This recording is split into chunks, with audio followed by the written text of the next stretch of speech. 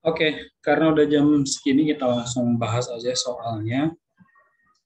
Nomor 1 kita ambil dulu, kita pindahin dulu ke PPT biar nanti gampang di share-nya. Nah, itu kalau ada background anak kecil itu suara anak saya ya, jadi diabaikan saja.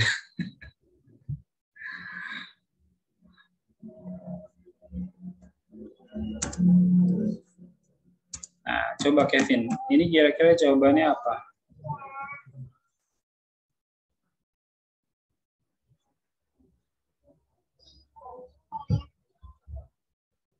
Baca dulu coba, Vin.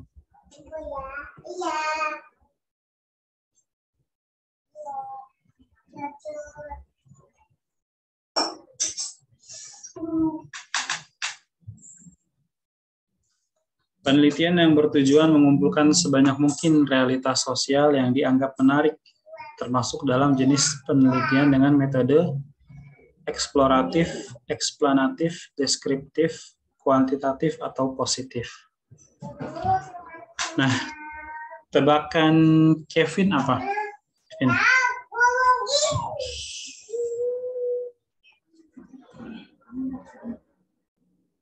Tebak-tebak aja.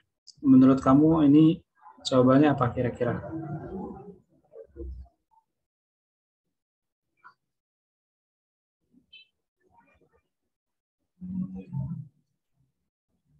Eksploratif, Kak. Kenapa eksploratif?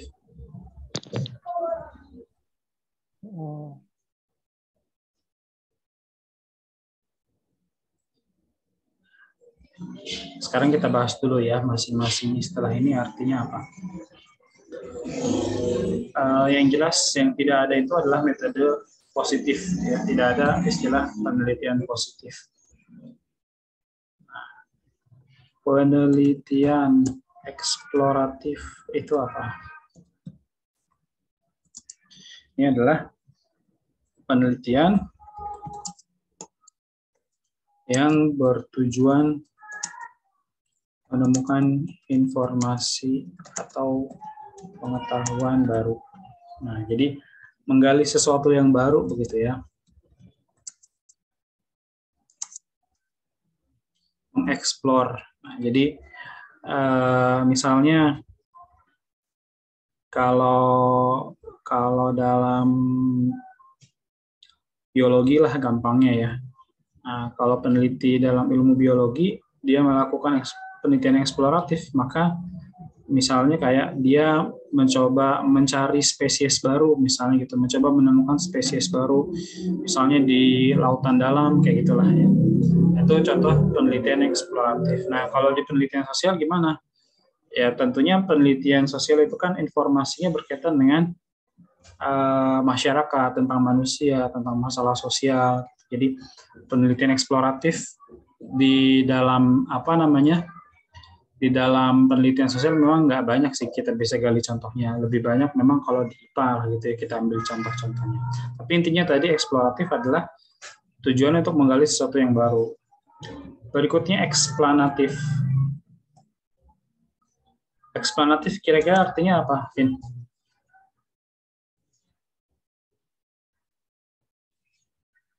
Eksplanatif dia muncul dari kata explain ya, explanation, penjelasan. Nah, jadi ini merupakan penelitian yang berisi penjelasan. Nah, penjelasan apa?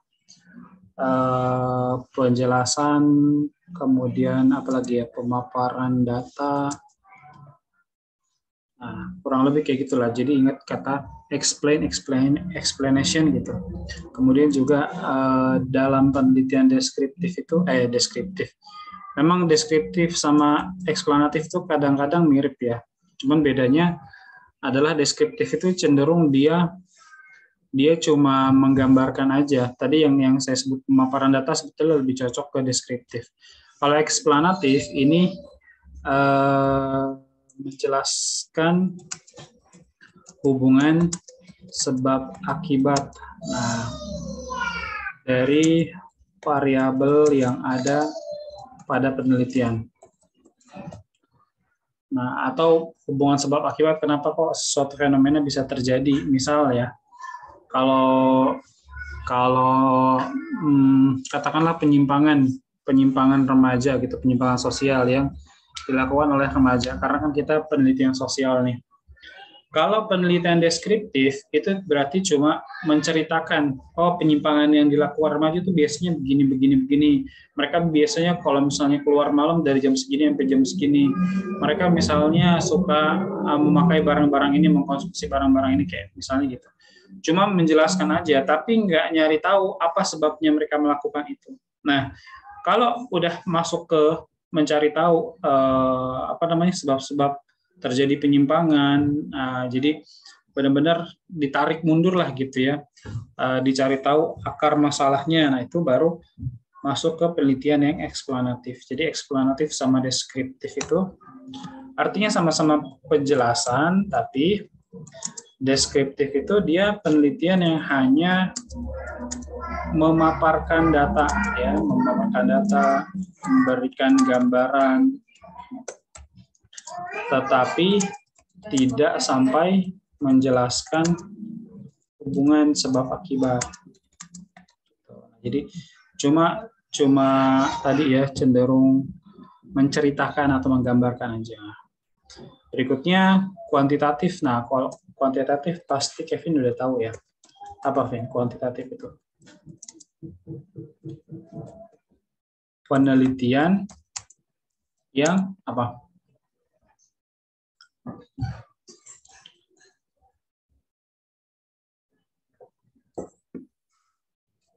Datanya bisa dihitung lah, gampangnya gitu ya.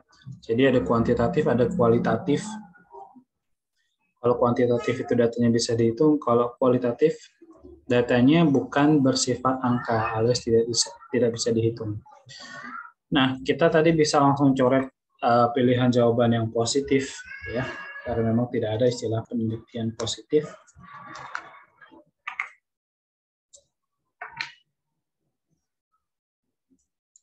Kemudian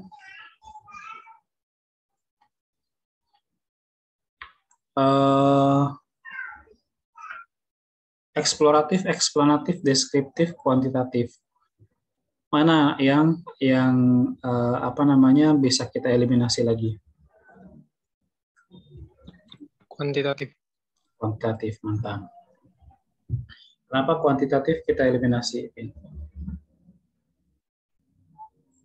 Karena jelas dia tuh cuma ngomongin datanya tuh bersifat angka atau sesuatu yang bisa dihitung gitu ya.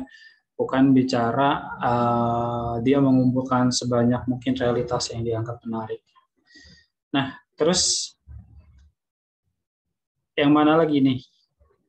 Kira-kira kita udah mempersempit pilihan jawaban di eksploratif, eksplanatif, dan deskriptif. Nah, dalam mengerjakan soal sosiologi ataupun geografi ya, kita sebisa mungkin cari keyword yang terdapat pada soal. Kita kan harus tahu dulu nih maksud si pembuat soal ini nanyain apa sih gitu ya. Nah, dengan kita memahami soal terus kita mendalami lagi, itu kan harusnya kita nemuin keyword. Nah, kita coba cari ya penekanan yang yang terdapat dalam kalimat soal ini kira-kira di bagian mananya. Mengumpulkan sebanyak mungkin realitas sosial gitu ya. Nah, berarti di sini coba deh kita gali lagi, kata realitas itu kita bisa ganti dengan kata apa sih? Nah, realitas kan kita bisa bilang sama dengan data ya. Kan realitas itu kan fakta. Nah, kalau kita bicara fakta berarti kan kita bicara data juga gitu, karena data itu kan sesuatu yang ditemukan dari kenyataan gitu ya, dari realita. Nah, udah bisa terjawab harusnya. Berarti kita pilih yang mana?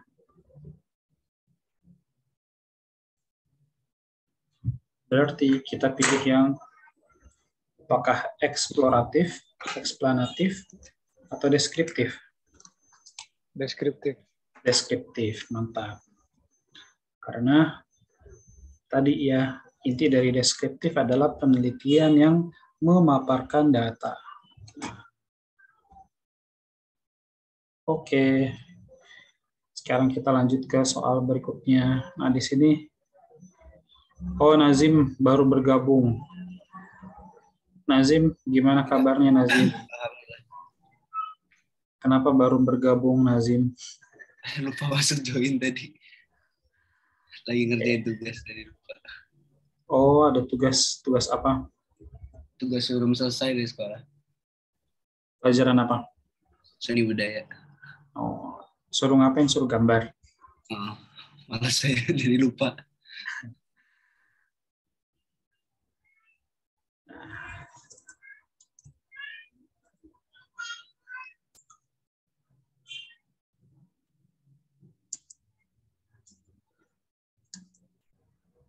Oke, sekarang kita bahas nomor 2 ini. Coba Nazim baca dulu, Zim. Terus kira-kira menurut kamu jawabannya apa? Masyarakat desa Karangsari telah selalu terlibat konflik dengan perusahaan tambang batubara yang bersih. Upaya telah ditempuh untuk mencari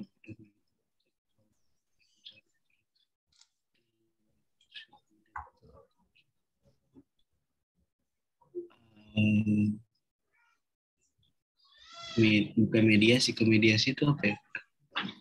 Mediasi apa? Mediasi. Nah, kita coba telah dulu. Ya, soal ini nanya tentang apa? Soal ini menanyakan tentang akomodasi. Ya, nah akomodasi itu apa sih? Akomodasi artinya adalah upaya penyelesaian konflik. Nah, memang akomodasi ini kan anaknya banyak ya. Koersi, arbitrase, adjudikasi, mediasi, kompromi itu semua anak dari akomodasi. Nah, selain itu ada lagi seperti konsiliasi, kemudian ada koersi, kemudian ada stalemate, dan ada beberapa jenis lainnya. Nah, kita artikan dulu nih dari tiap-tiap istilah yang muncul di pilihan jawaban. Koersi artinya apa? Langsung aja ya, di sini upaya penyelesaian konflik atau kata-kata upaya penyelesaian konfliknya nggak usah kita tulis lagi, karena lima-limanya ini upaya penyelesaian konflik. Kita langsung ke intinya. Koersi itu adalah menggunakan paksaan, gitu ya, atau bersifat memaksa, bahkan bisa sampai menggunakan kekerasan. Contohnya apa? Contohnya misalnya ada buronan gitu ya, bandar narkoba yang mau ditangkap tapi dia melarikan diri. Nah, terus kan kalau di kondisi kayak gitu petugas kepolisian boleh nembak ya, boleh nembak kakinya gitu. Maksudnya melumpuhkan supaya dia nggak kabur lagi. Nah, itu berarti koersi. Tapi nggak mesti kayak gitu juga contohnya. Maksudnya nggak mesti harus sampai kekerasan. Seseorang yang udah divonis gitu ya, penjara gitu, hukuman pidana, itu juga termasuk koersi karena itu bersifat memaksa. Kemudian ada arbitrasi atau arbitrase. Ini apa, Kevin sama Nazim? Pernah ingat nggak istilah ini? Pernah tahu nggak? Arbitrase adalah upaya penyelesaian konflik yang menghadirkan uang bukan pihak ketiga, nah, yang posisinya lebih tinggi atau ditakuti oleh kedua pihak yang berkonflik.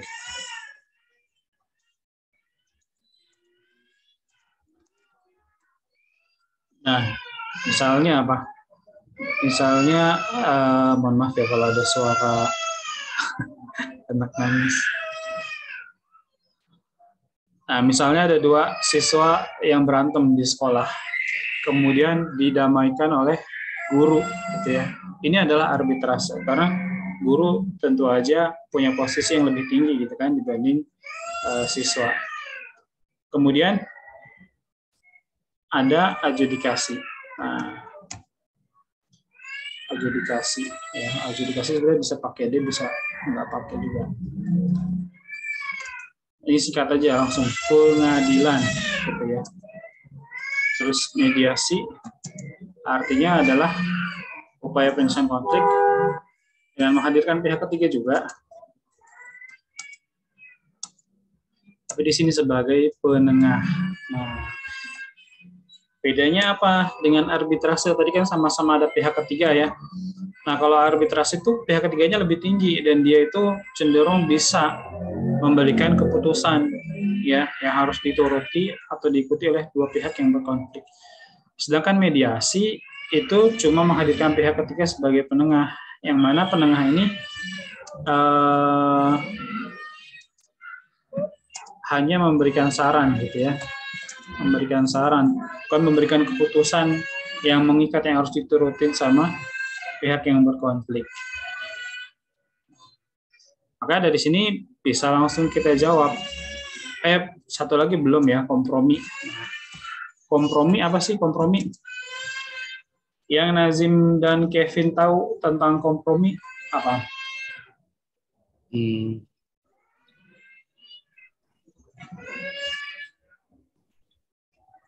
Kompromi itu adalah tawar-menawar. Nah, tawar-menawar apa maksudnya? Tawar-menawar untuk mengurangi tuntutan. Nah, jadi bukan tawar-menawar dalam berdagang ya. Misalnya kayak ada dua orang nih ngendarain mobil gitu ya. Terus yang satu tuh nabrak yang lainnya gitu. Nah, orang yang mobilnya ditabrak ini minta ganti rugi, itu kan mobilnya penyok. Misalnya dia minta ganti rugi 10 juta, katakanlah gitu. Nah, terus yang yang menabrak ini nawar, nah jangan 10 juta deh, misalnya 5 juta aja, nah, misalnya gitu. Jadi tawar-nawar untuk mengurangi tuntutan. Nah, dari sini bisa kita jawab ya. Ini yang menjadi highlight kita. Nah, yang menjadi keyword di soal ini. Maka jelas jawabannya adalah adjudikasi. Nah, soal tentang akomodasi atau upaya penyelesaian konflik ini cukup sering muncul. Maka kita harus pahami gitu ya arti dari setiap istilah ini apa aja.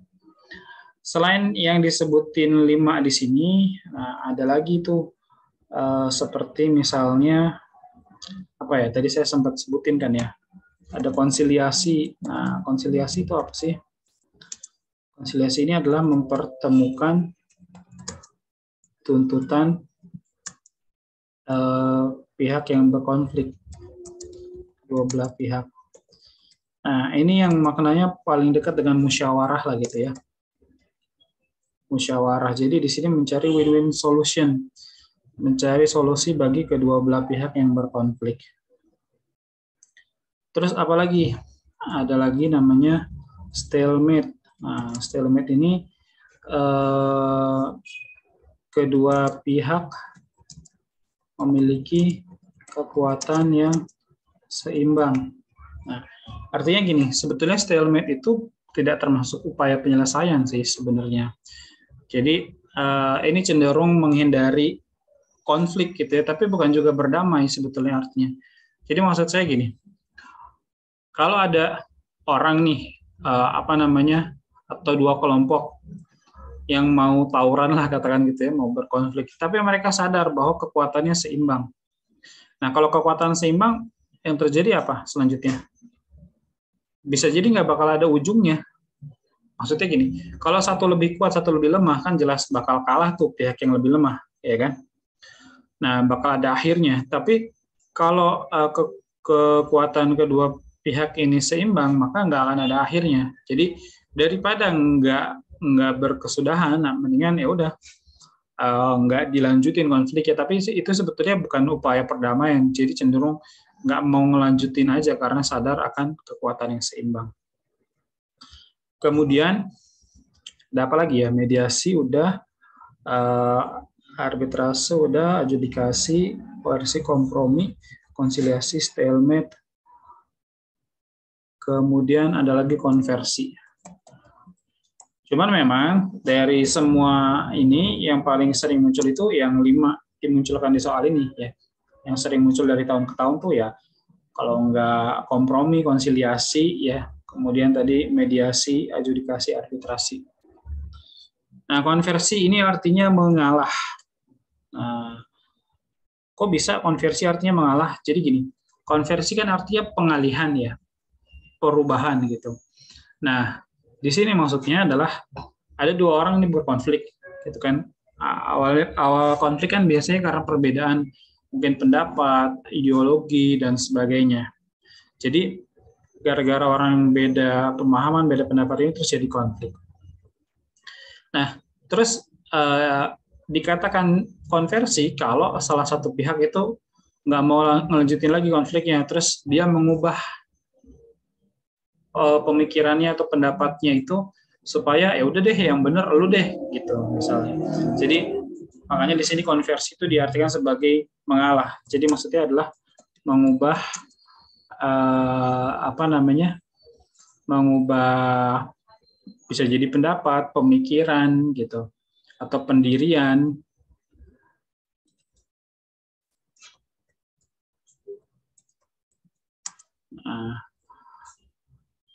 Menjadi setuju gitu ya, menjadi setuju dengan lawan. Nah, ini tujuannya nggak lain adalah yang mengalah, gitu kan? Kita sebutnya kan biasanya mengalah supaya konfliknya cepat selesai. Nah, itu kurang lebih istilah-istilah dalam akomodasi yang sering muncul.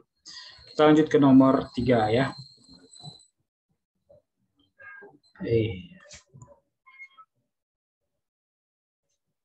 Nomor 3.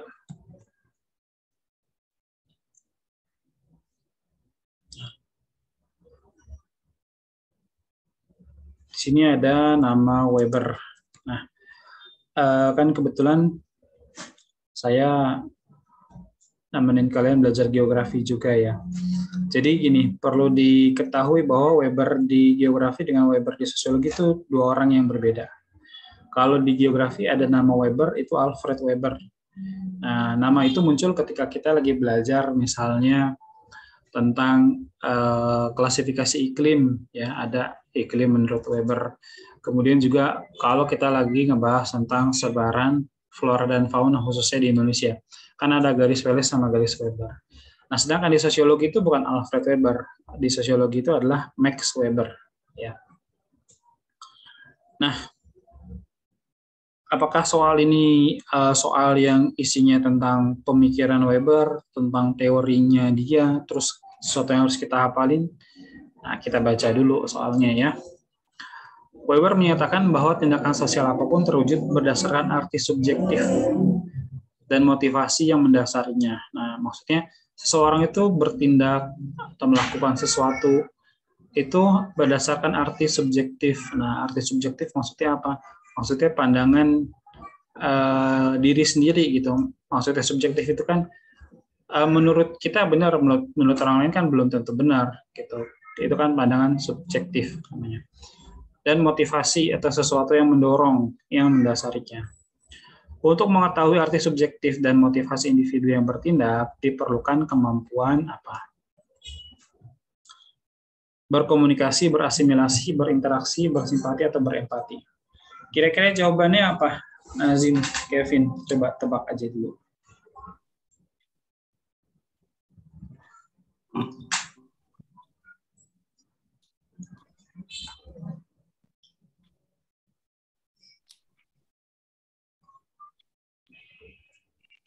Berinteraksi. Nah, coba ya kita pahami dulu maksud dari soal ini apa, dan kita cari keywordnya lagi-lagi. Ada yang tahu nggak kira-kira penekanan soal ini di bagian mana?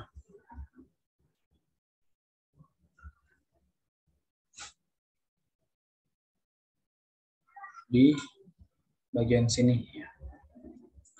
Untuk mengetahui arti subjektif dan motivasi individu yang bertindak. Nah, diperlukan kemampuan apa? Berkomunikasi, berasimilasi, berinteraksi, bersimpati, atau berempati. Nah,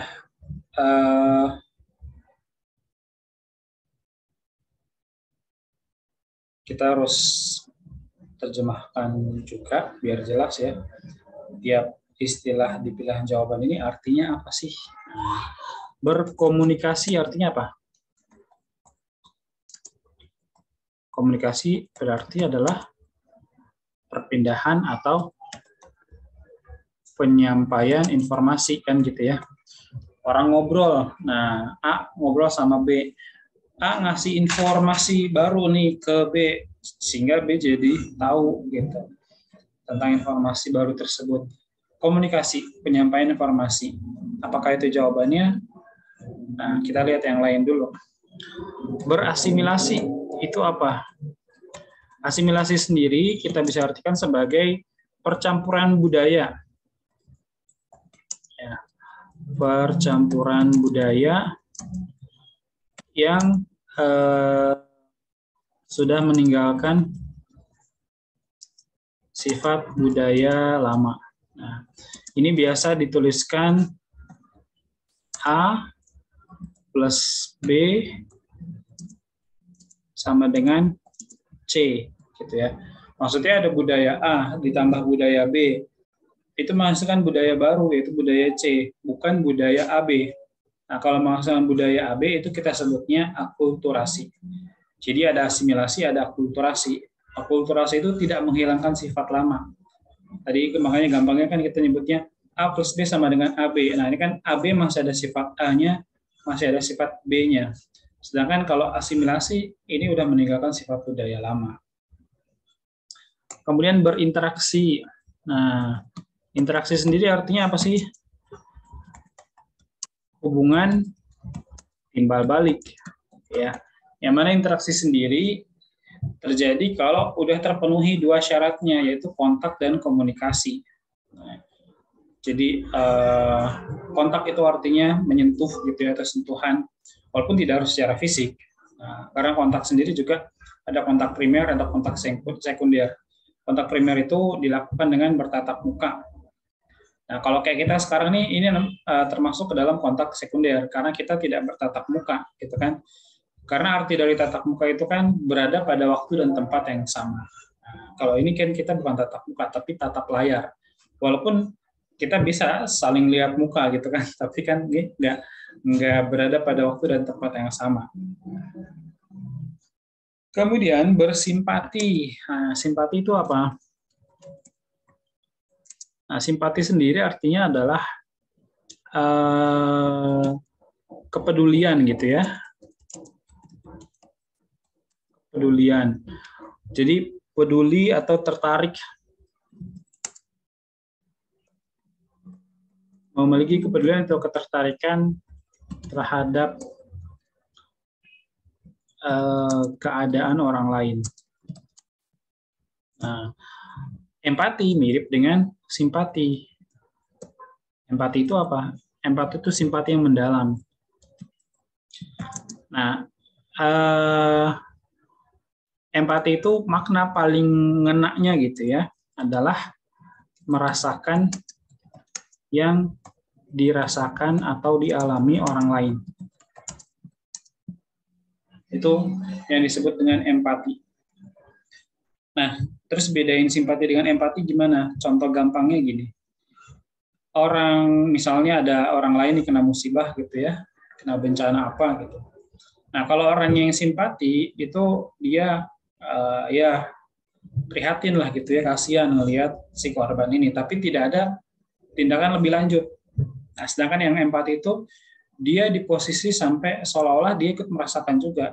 Kemudian dia sampai ada tindakan membantu orang yang terkena bencana tersebut. Jadi ini juga bisa kita tambahin, biasanya disertai tindakan. Nah, dari penjelasan barusan, maka untuk mengetahui arti subjektif dan motivasi individu yang bertindak, kita perlu kemampuan komunikasi, asimilasi, interaksi, simpati atau empati.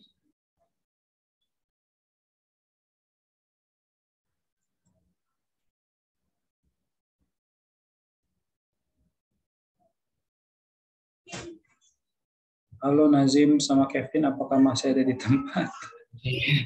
Lagi bingung kan. Itu. Belum nemu ya ininya.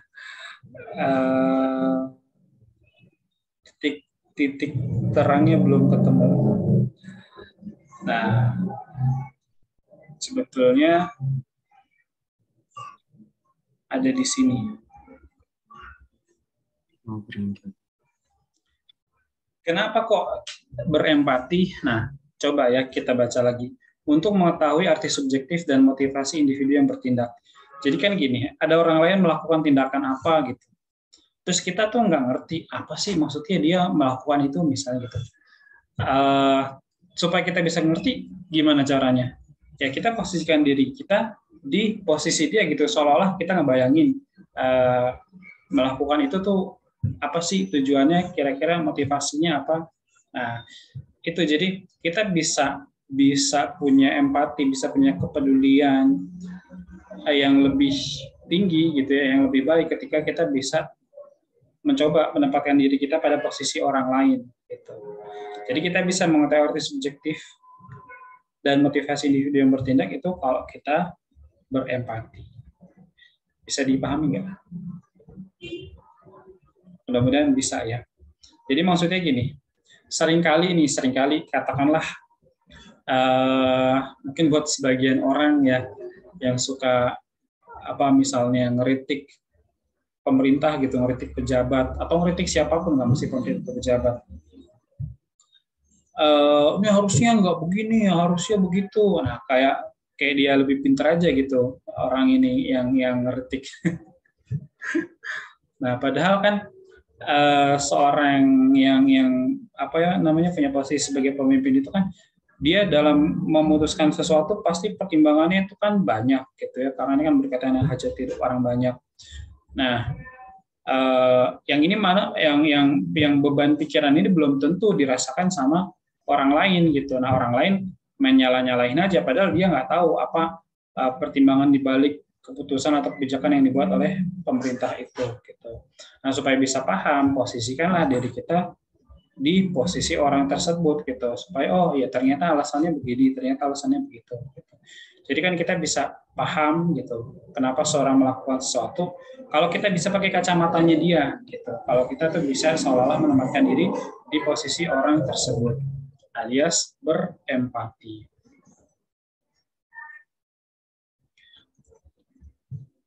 Oke, kita lanjut ke nomor berikutnya.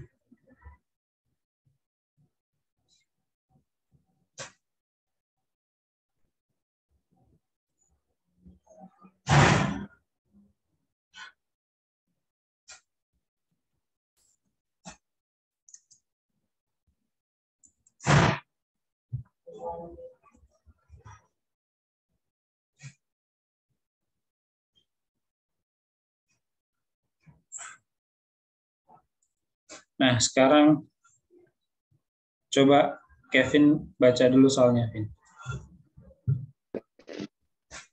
Dahulu masyarakat menganggap perkawinan sebagai komitmen seumur hidup, sedangkan perceraian dianggap sebagai tindakan yang tidak baik dan harus dihindari. Sekarang perceraian bisa menjadi suatu ekspresi kebebasan. Cara berpikir masyarakat tersebut selaras dengan perspektif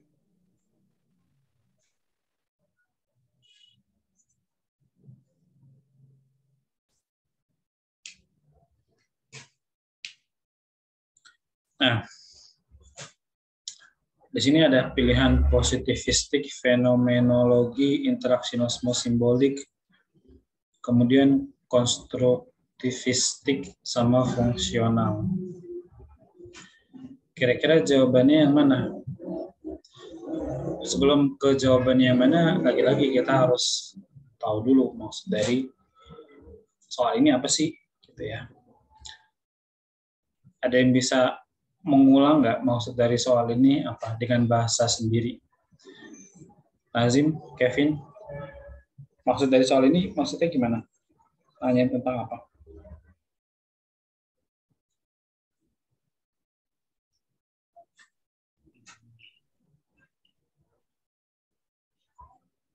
Jadi, kok nggak ada suaranya?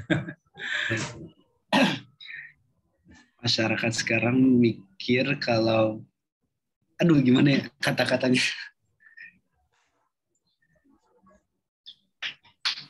mikir kalau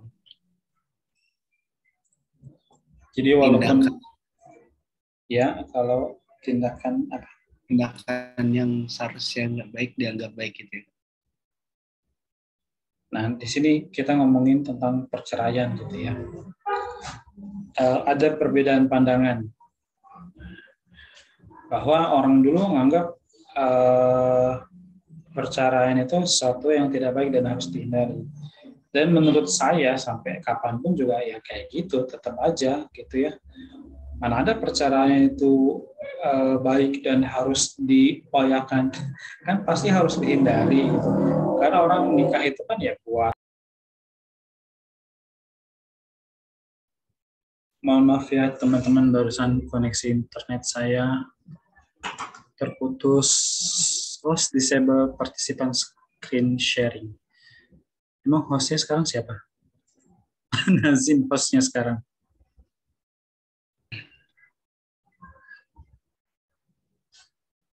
Sudah nggak? Oke. Nah, saya sampai coba ngecek di browser tadi itu koneksi saya masih nyambung apa enggak. Nah, jadi soal itu tadi menanyakan tentang menurut orang dulu perceraian itu sesuatu yang tidak baik dan harus dihindari. Sedangkan orang yang sekarang mungkin ya sebagian, karena kan kita memang nggak bisa ngontrol orang lain pemikirannya. Nah, di pemikiran sebagian orang zaman sekarang perceraian itu bebas-bebas aja, kalau memang mau dilakukan ya udah dilakukan aja. Dan sayangnya ini seperti menjadi tren lah gitu. Nah, di zaman milenial ini kan angka perceraian itu luar biasa ya dibanding dulu. Nah, jadi gitu. Menurut bahasa gampangnya, menurut orang dulu tuh perceraian itu sesuatu yang tabu gitu ya. Nah, kalau menurut orang sekarang itu biasa-biasa aja. Itu adalah suatu ekspresi kebebasan. Nah, cara berpikir masyarakat tersebut, nah maksudnya masyarakat tersebut tuh berarti yang terakhir ya, yang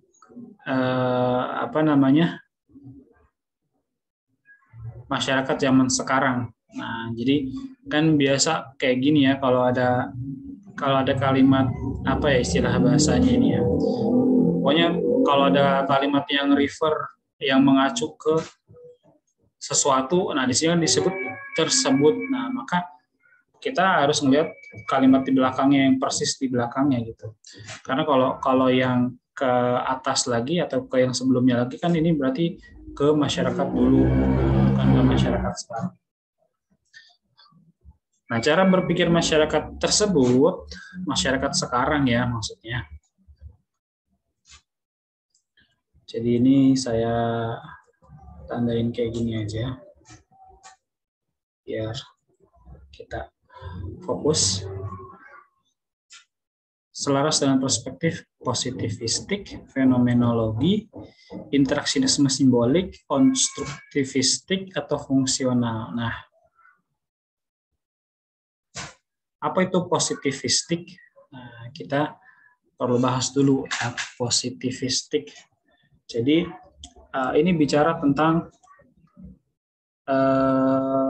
tahapan perkembangan pemikiran manusia menurut Auguste Comte.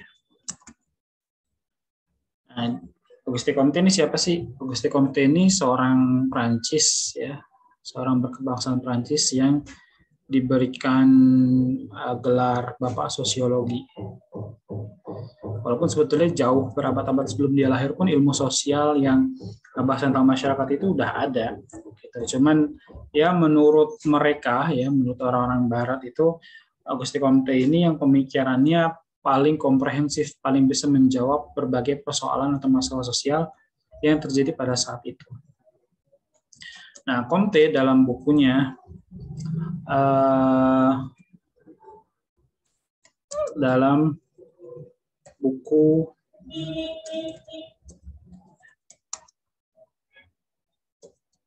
yang berjudul,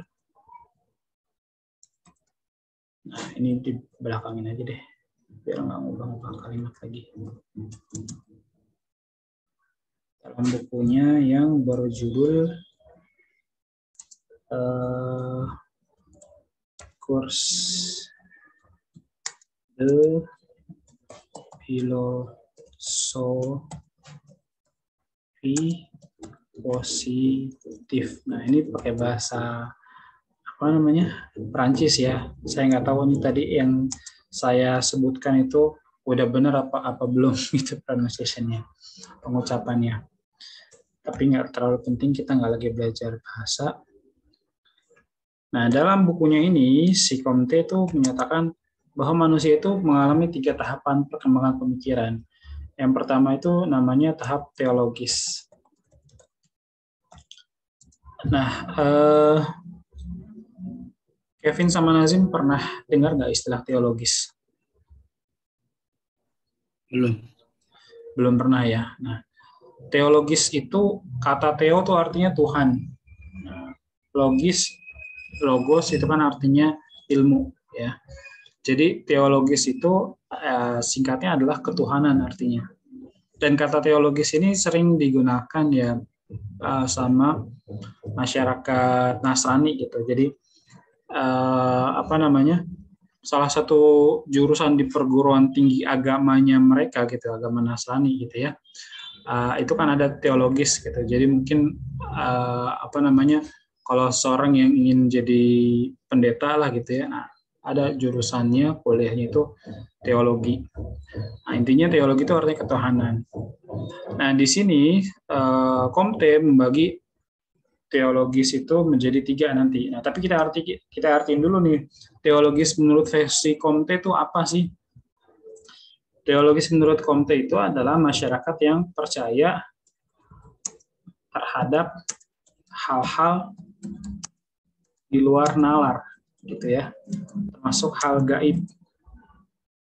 Nah, dan sebagainya, gitu ya. Nah, perlu ini catatan tambahan aja dari saya ya.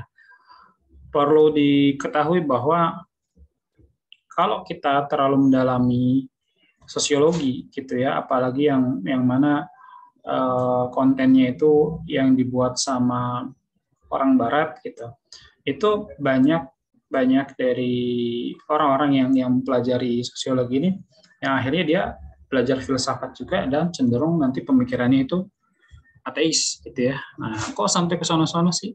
Gampang aja sih, simpel aja nih.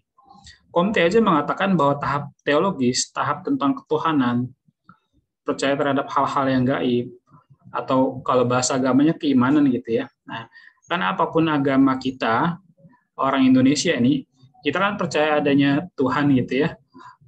Kita percaya adanya surga dan neraka. Nah, itu kan semua hal gaib. Gaib itu kan artinya tidak terjangkau sama alat indera kita sekarang gitu. Kita nggak bisa lihat, kita nggak bisa dengar gitu. Secara fisik kita belum bisa menjangkau itu, maka kita sebut sebagai hal gaib. Dan ini ya mau nggak mau jadinya di luar nalar gitu kan. Nah, menurut Comte ini tahapan paling bawah gitu. Nah, makanya kan tadi saya katakan gitu ya. Jadi kita perlu hati-hati bahwa kalau terlalu mendalami gitu ya ilmu sosiologi yang versinya orang Barat itu mau nggak mau nanti akan menyelami filsafat, terus nanti bisa ke arah ateis. Yang mana ateis sebetulnya nggak punya tempat di negara kita. Kenapa saya bilang gitu? Karena balik lagi aja ke dasar negara kita, Pancasila, sila pertamanya apa? Ketuhanan yang Maha Esa, gitu ya. Nah, terus tadi saya sempat bilang bahwa teologis itu terbagi menjadi 3, yaitu ada animisme, kemudian ada politeisme, dan monoteisme. Nah, kalau ini mungkin udah pernah dengar ya, animisme itu kan kayak kepercayaan orang-orang di suku pedalaman gitu ya, orang-orang yang masih cenderung hidupnya mungkin bisa dibilang primitif lah gitu ya. Mereka masih melakukan pemujaan terhadap roh-roh gitu, terhadap nenek moyang. Itu animisme. Kemudian politeisme, poli itu artinya lebih dari satu. Kemudian teisme tadi, theo ya artinya Tuhan. Politeisme itu kayak kepercayaan terhadap dewa-dewa lah gitu. Nah, kayak Hindu Buddha itu kan termasuk politeisme. Kemudian monoteisme, mono kan artinya satu ya. Jadi monoteisme itu kepercayaan terhadap satu Tuhan. Nah, kalau kayak di agama Islam ya disebutnya tauhid gitu. Kemudian tahap kedua itu disebut metafisik. Nah, metafisik ini percaya terhadap hal di luar nalar, ya jadi masih agak mirip, tetapi mulai ada upaya mencari jawaban. Artinya gini, teologis itu cenderung kayak percaya doktrin aja gitu. Ya udah, dibilangin sama para leluhur bahwa kita harus begini. Ya udah percaya aja, ditelan aja gitu langsung, tanpa ada sikap yang kritis, tanpa ada pertanyaan. Nah, kalau metafisik ini udah mulai ada upaya-upaya mencari jawaban gitu, walaupun bisa jadi jawaban yang mereka temui itu nanti juga masih belum jawaban yang benar, belum jawaban yang logis. Misalnya apa? Misalnya kayak katanya ya, dulu ada tuh peradaban manusia yang nggak tahu kenapa sih terjadi siang sama malam gitu. Nah, terus mereka bingung akan itu, terus menemukan jawaban kayak gini. Oh, siang hari itu bisa terang karena ada matahari. Kemudian malam hari gelap karena mataharinya ditelan sama makhluk yang besar gitu, sama raksasa. Nah, itu jawaban ya kan, tapi kan belum logis. Nah, jadi kayak gitu-gitulah. Jadi metafisik itu terhadap masih percaya terhadap hal-hal yang di luar nalar, tapi bedanya dengan teologis, dia itu udah mulai ada upaya-upaya mencari jawaban gitu. Kemudian yang ketiga adalah positif. Nah, tahap positif ini adalah manusia hanya percaya terhadap hal yang logis dan bisa dibuktikan dengan panca indera lah gampangnya gitu ya. Nah, karena kan patokannya mereka itu panca indera. Padahal gini, kalau saya pribadi ya, kalau ini kan pemikiran saya sendiri, yang mana orang lain boleh setuju, boleh juga nggak setuju. Sebetulnya orang ateis itu udah cacat logika dari awal. Banyak ya orang yang merasa dirinya pintar, terus malah jadi cenderung ateis. Padahal justru mereka itu terjebak di kebodohannya mereka sendiri. Maksud saya gini, kita semua harus akui bahwa mata kita nih, indera untuk melihat, punya keterbatasan, ya kan? Ketika misalnya di depan kita ada tembok, kita kan nggak bisa tahu tuh, nggak bisa ngelihat apa yang ada di balik tembok itu, gitu. Apa yang sedang terjadi di situ, gitu. Nah, kemudian juga kalau misalnya kita ada di rumah kita nih, kan kita nggak bisa tahu apa yang lagi terjadi di rumah-rumah tetangga kita, gitu. Nah, itu semua orang harusnya sepakat gitu ya, bahwa mata itu punya keterbatasan dalam melihat. Telinga punya keterbatasan nggak? Punya juga. Kita nggak mungkin bisa tahu apa yang lagi diobrolin misalnya sama presiden sekarang gitu ya, atau sama orang-orang lain gitu yang jaraknya jauh dari kita. Nah, kenapa kok mereka itu nggak sepakat bahwa pemikiran atau otak kita atau akal kita pun gitu? Maksudnya nggak semua hal itu harus bisa dicerna sama pemikiran atau sama akal kita sekarang, pasti punya keterbatasan juga gitu kan. Nah, orang-orang ini yang selalu menggantungkan logikanya, itu menganggap semua harus punya jawaban, semua harus masuk di otak gitu ya. Ya padahal otaknya siapa dulu? Tiap orang aja kan punya logika yang beda-beda gitu ya. Nah, terus juga tadi pandangan saya adalah ya kalau alat indera semuanya punya keterbatasan, ya termasuk pemikiran kita sebagai manusia. Pasti ada hal-hal yang memang kita belum bisa temukan jawabannya sekarang gitu. Contohnya kayak akhirat gitu ya. Orang ateis mungkin nggak percaya adanya kehidupan setelah kematian, gitu, adanya akhirat. Tapi kalau kita yang beragama, kita percaya bahwa ada namanya akhirat, afterlife atau apapun itu namanya. Nah, Oke, sebetulnya jawabannya ada di sini, barusan udah kita bahas ya. Maksudnya kita belum bahas apa itu fenomenologi, apa itu interaksionisme simbolik, apa itu konstruktivistik, apa itu fungsional, tapi di sini udah ada jawabannya sebetulnya. Yang mana? Ya yang A berarti gitu ya. Karena kan kita belum bahas yang lain sama sekali. Nah, kenapa kok jawabannya yang A? Jadi gini, maksud dari soal ini adalah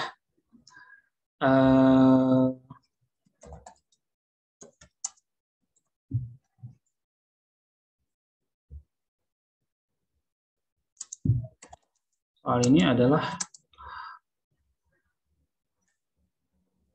bahas tentang perbedaan pemikiran masyarakat zaman tuh pakai Z ya harusnya. Zaman dahulu dengan masa sekarang.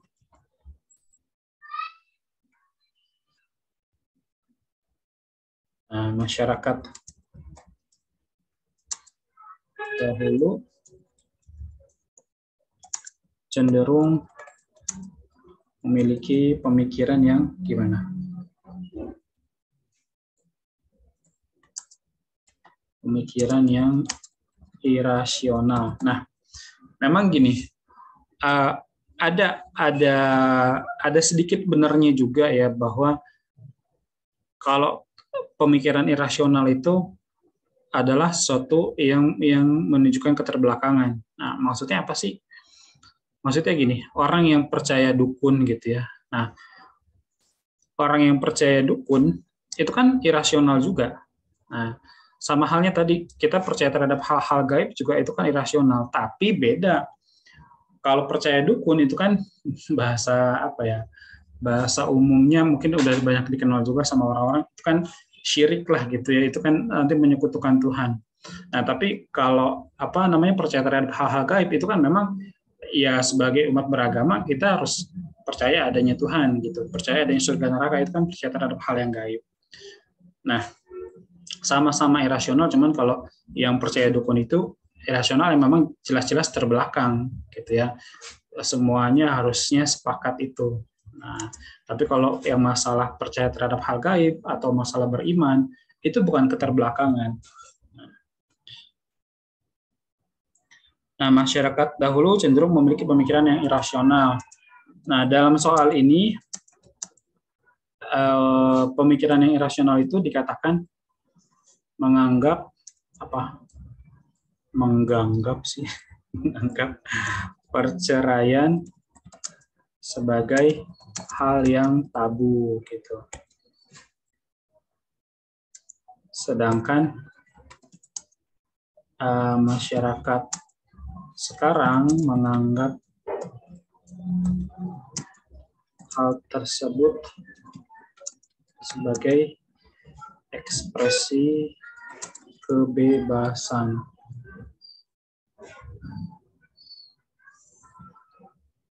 Ya. Jadi inilah kenapa jawabannya yang positivistik.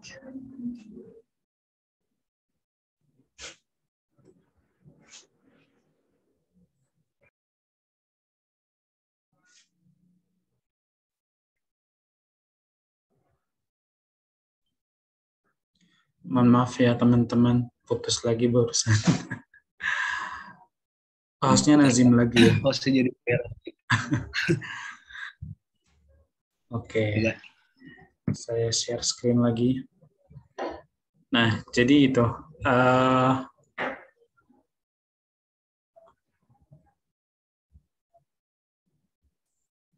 Nah, terus apa sih pilihan jawaban yang lain itu artinya? interaksionisme simbolik dulu deh. Nah, interaksionisme simbolik ini sama sekali nggak ada hubungannya dengan soal ini sebetulnya ya. Tapi memang istilah ini cukup sering muncul. Interaksionisme simbolik itu artinya gini, kemampuan menafsirkan atau menerjemahkan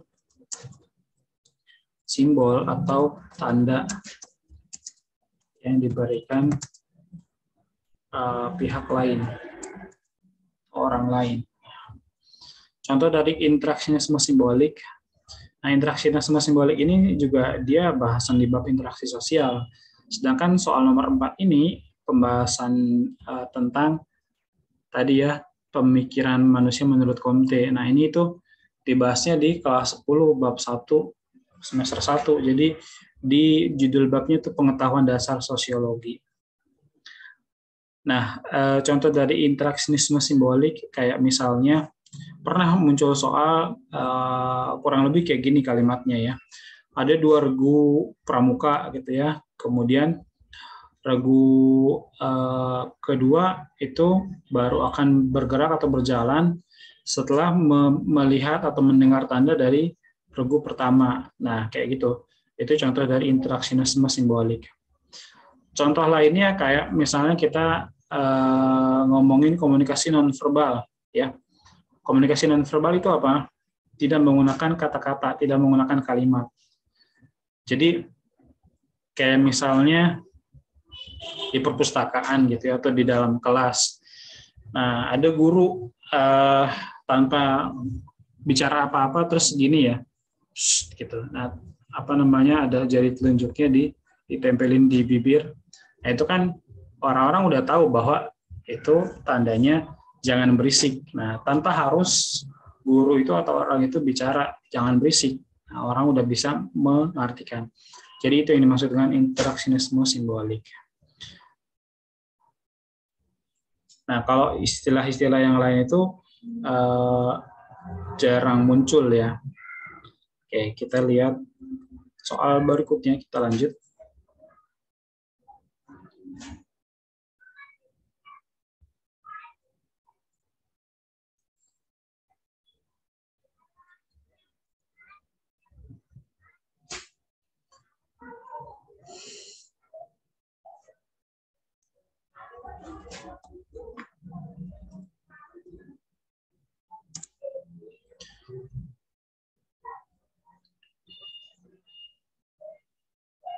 Menurut Berger dan Laukman, proses yang memperkenalkan individu dalam memasuki dunia umum seperti nilai-nilai kemandirian, kejujuran, dan tanggung jawab disebut tahap sosialisasi apa? Nah, sini langsung kita bahas aja ya. Jadi jenis sosialisasi atau bisa juga disebut tahap sosialisasi. Sebetulnya kalau kita ngomongin tahap sosialisasi, itu maknanya bisa ambigu. Nah, maksudnya bisa ambigu, nanti tergantung ini tahap sosialisasi menurut siapa, ya. Kalau yang secara umum, nah ini yang dibahas sama soal ini ya, menurut Berger dan Laukman, itu ada sosialisasi primer dan sekunder. Nah, terus ada lagi menurut kalau nggak salah George Herbert Mead gitu ya, itu tahap sosialisasi dibagi menjadi 4. Ada preparatory stage, kemudian ada play stage, game stage, sama generalized other. Nah, yang klasifikasi kedua itu kita bahas belakangan aja, kita bahas yang ini dulu. Jadi di sini tahap sosialisasi menurut Berger dan Laukman gitu ya, Laukman, entah gimana cara bacanya. Yang pertama, sosialisasi primer. Nah, sosialisasi primer itu apa sih? Ini adalah sosialisasi pertama, nah, yang dialami oleh individu gitu ya, oleh seseorang. Kalau sosialisasi pertama berarti terjadi di lingkungan pertama juga, yaitu lingkungan keluarga. Nah, pada sosialisasi primer ditanamkan nilai dan norma yang diharapkan dapat membentuk kepribadian yang baik gitu ya pada anaknya. Nah, dari sini udah bisa kelihatan sebetulnya jawabannya. Terus kita bahas dulu yang sekunder. Nah, yang sekunder berarti apa? Kalau primer itu pertama, berarti sekunder itu adalah yang, nah sekunder sendiri kan muncul dari kata secondary ya. Kata dasarnya second, kedua. Berarti ini sosialisasi yang terjadi pada kelompok luar. Maksudnya kelompok luar apa sih? Kelompok selain keluarga lah gitu ya. Nah, jadi di sini kita bicara teman bermain, sekolah, terus tempat bekerja, sampai ke masyarakat umum. Nah, itu adalah media sosialisasi yang sekunder. Nah,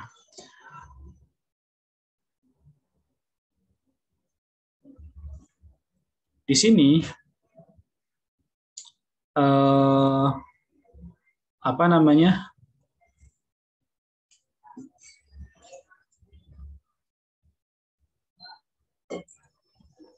Fungsi dari sosialisasi sekunder apa? Nah, sosialisasi sekunder bertujuan mempersiapkan individu untuk apa ya, berpartisipasi lah gitu ya, untuk ambil bagian pada kelompok atau masyarakat yang lebih luas. Artinya gini, kan kalau primer kan keluarga doang gitu ya, ya udah dia tuh pasti perannya itu aja. Maksud saya gini, seorang anak, nah paling nanti dibedain anak yang lebih tua sama anak yang lebih muda gitu ya. Mungkin yang lebih tua akan lebih sering disuruh-suruh misalnya, karena udah bisa macam-macam gitu. Yang kecil ini cenderung lebih apa ya, mungkin bisa dikatakan lebih dimanjakan lah gitu. Nah, itu kan apa namanya? Ya seorang anak akan menjalani tugasnya sebagai anak aja gitu. Beda halnya ketika ketika si anak ini dia udah masuk ke sekolah gitu. Nah, posisi dia udah bukan sebagai seorang anak lagi, tapi seorang siswa sekaligus seorang teman dari temannya yang lain kan gitu ya. Yang tadinya mungkin, maksud saya gini, di rumah dia bisa jadi kalau makan masih disuapin, diambilin sama ibunya. Nah, ketika dia di sekolah nggak akan ada yang menyediakan itu, dia harus sediakan semuanya sendiri gitu kan. Nah, itu bedanya sosialisasi primer sama sekunder.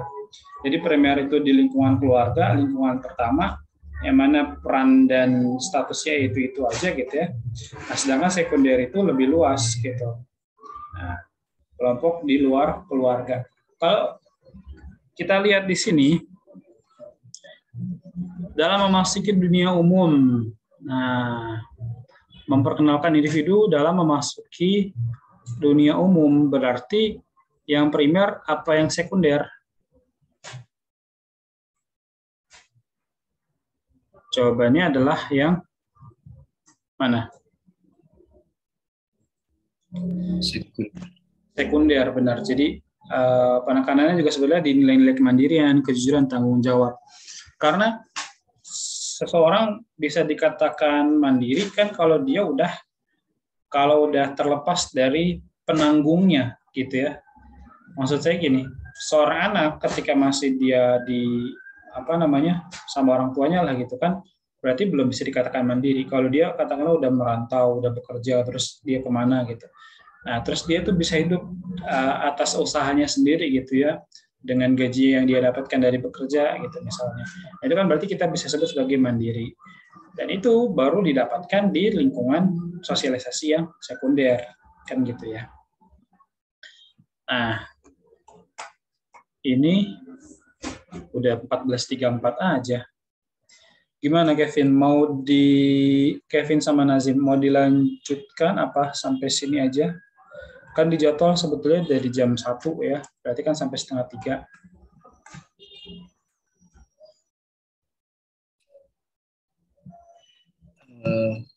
Kalau mau dilanjutin saya takutnya ngeganggu jadwal yang lain gitu.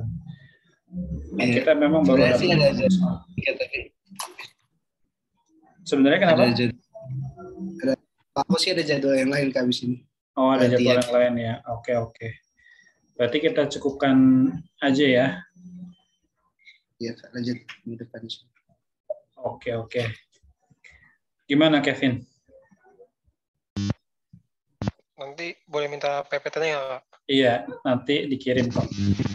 Habis ini saya kirim dulu ke Bu Maya ya, ke admin, baru nanti beliau yang share ke kalian. Oke, teman-teman, kita cukupkan dulu kali ya pertemuan buat hari ini.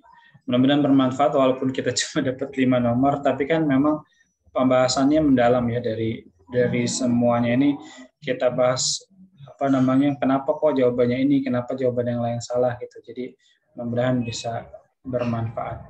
Jadi ketika ketemu soal di bab itu lagi, insya Allah udah bisa jawab. Oke, terima kasih Kevin sama Nazim. Kita tutup dulu dengan doa. Assalamualaikum warahmatullahi wabarakatuh. Selamat siang.